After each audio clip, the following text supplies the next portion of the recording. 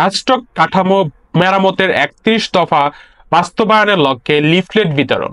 ভ্রাম্যমাণ প্রতিনিধি আল মামুনের তথ্যচিত্রে বিস্তারিত।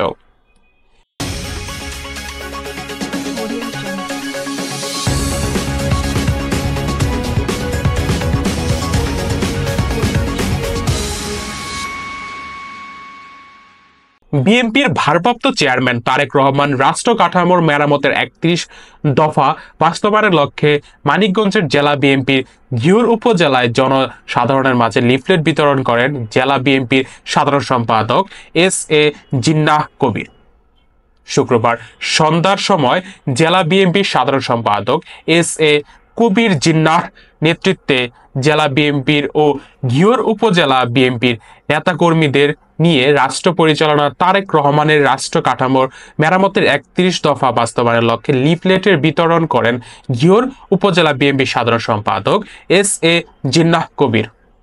এ সময় উপস্থিত ছিলেন থানা বিএনপির সভাপতি মীর মানিকুজ্জামান মানিক, জেলা কৃষক দলের সহসভাপতি মাসুদুর রহমান, ঘিওর উপজেলা যুব দলের আহ্বায়ক মোহাম্মদ মাসুদুর রহমান মাসুদ, সদস্য সচিব সাইফ সানোয়ার সহ বিভিন্ন ইউনিয়নের থেকে আসা আগত নেতৃবৃন্দ।